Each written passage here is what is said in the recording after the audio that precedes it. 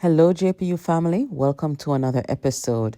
Guys, if you are new to this channel, welcome. Returning subscribers, welcome back. Guys, yesterday's sitting of Parliament, the second sitting since the general election, was something else. Before I go any further, let me just acknowledge and congratulate Speaker of the House, Juliet Holness and Olivia Babsy-Grange.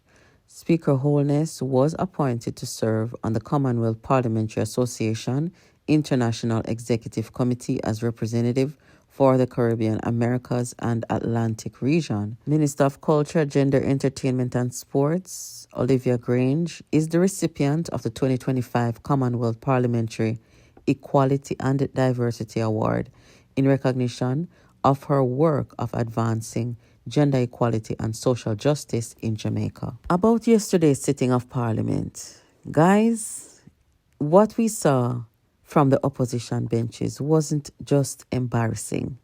It was a full-on kindergarten concert on national television. And if this is the energy we're going to get for the next 5 years, well, Jamaica, brace yourselves. Let's talk about the rookies who clearly missed the orientation session, or maybe they thought Parliament was still a campaign stage. First up, can somebody please get the opposition some training on the mic system in Parliament? Because from what we witnessed, half of them didn't even know when to turn it on or off.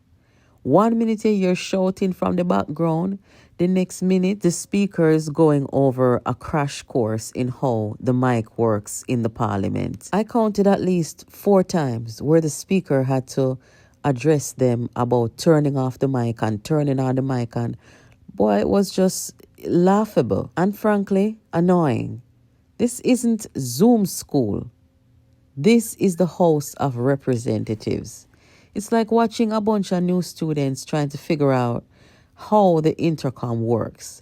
And instead of focusing on national issues, we had chaos, interruption, laughter, random chatter echoing through the chamber. Jamaica deserves competence, not comedy.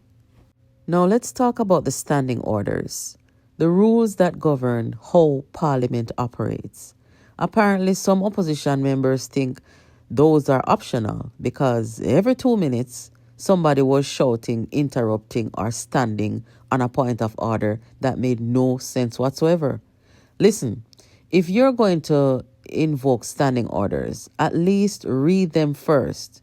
You can't just throw out phrases like point of order and then follow up with a campaign speech. Parliament is not a political rally. It's where laws are made, not where slogans go to die. The level of confusion in that chamber was unreal, unlike anything I've seen. And that brings me to the bigger point, the rookie behavior. You'd think after winning seats, the opposition team would walk into Garden House ready to show maturity and policy depth. But no, what we got looked more like first day of school at the basic level. There was barely any discipline, no focus, and clearly no coordination. It's like they're still living in the euphoria of campaign season, forgetting that the election is over. I mean, at one point, Tufton alluded to that the people, made their decision, the people spoke, we're on this side, you guys are on that side. He had to remind them. And, it's like I said, forgetting that the election is over and governance is a whole different game. And you can't keep blaming the government for everything when you can't even control your own bench. Jamaicans are watching, and they're realizing some of these so-called young, fresh faces may have energy, but zero understanding of procedures. We need less hype and more homework. Now let's talk about Alfred Dawes. The members seem to be practicing for the next general election. This election is done, the people have spoken, and we're on this side. Alfred Dawes, medical doctor turned MP. It seems like he's still in campaign mode. Every contribution sounds like a rally speech. It's passion, yes, but misplaced. This is the time for policy, not political punchlines. You don't go in here talking about social media and all them something there.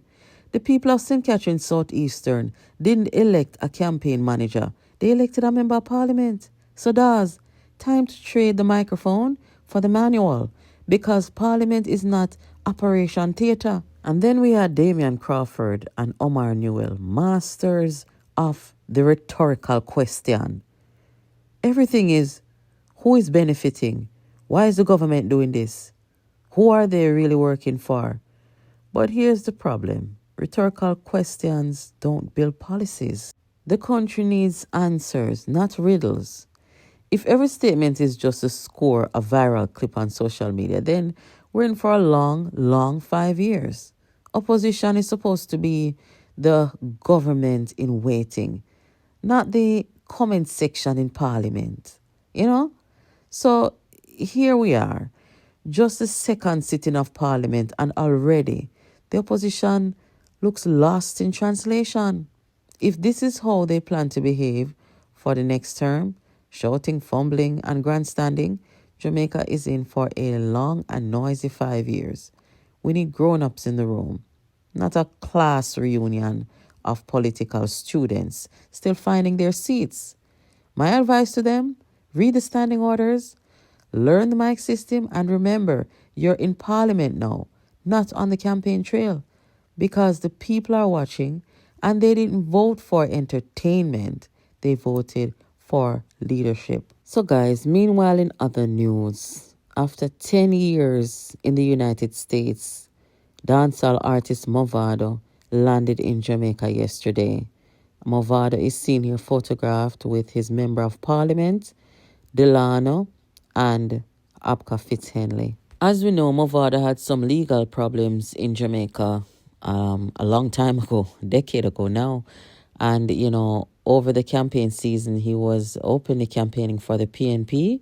He did a dub for Mark Golding and the whole bit. He was actively campaigning on Instagram, as you can see here.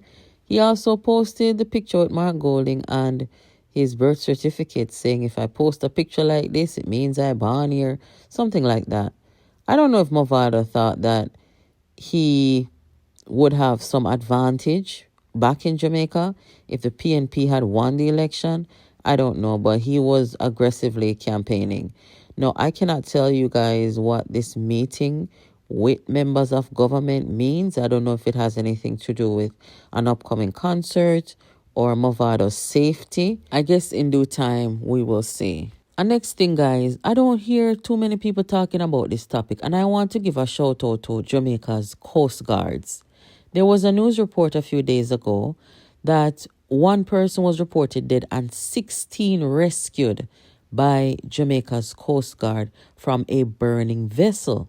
According to the Jamaica Observer, the Jamaica Defense Forces Coast Guard rescued fishermen from a burning vessel in an incident where at least one man was believed to have drowned. The Coast Guards spotted the vessel on fire approximately 14 nautical miles south of Portland Point. They immediately started to extinguish the fire while simultaneously fighting the fire. The vessel launched her small boat to search the vicinity for survivors, where 16 people were discovered on small boats.